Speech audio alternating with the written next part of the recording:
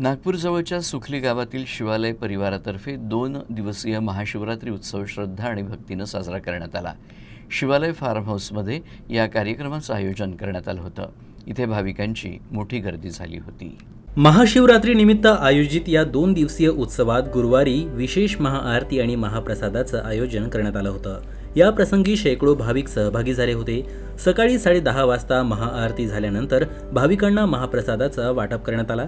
शिवालय कुटुंबातील सर्व सदस्यांनी कार्यक्रम यशस्वी करण्यात महत्त्वपूर्ण योगदान दिलं। शिवालय कुटुंबातर्फे लवकरच कर्करोगांच्या रुग्णांसाठी एक रुग्णालय उघडण्याची योजना आखत असल्याची यावेळी घोषणा करण्यात आली। हे रुग्णालय प्रत्येक गरजू रुग्णांसाठी उपलब्ध असेल। आमच्या ह्या फार्म हाऊसवर शिवालय शिवाचं मंदिर आहे।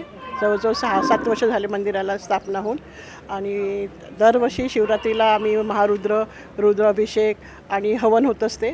आणि ह्या जे ग्रामीण भाग आहे आमचा सुकळीला, आमचं जे फार्म हाऊस आहे तर तिथल्या लोकांसाठी आम्ही नेत्र शिबिर वगैरे घेतो आणि सगळेजणं मिळून सामूहिक पूजा होते आणि शिवालयामध्ये महाप्रसादाचं आयोजन असते। फार्मवरती दरवर्षी महाशिवरात्रीनिमित्त महाप्रसादाचे आयोजन होतात आणि तसंच आमचं जे NGO आहे देवता लाईफ फाउंडेशन, त्याच्यासाठी आम्ही फंडरेझिंगसुद्धा याच्या थ्रू करतो आणि एक कॅन्सर केअर सेंटर आम्ही लवकरच उभारणार आहोत नागपूरमध्ये।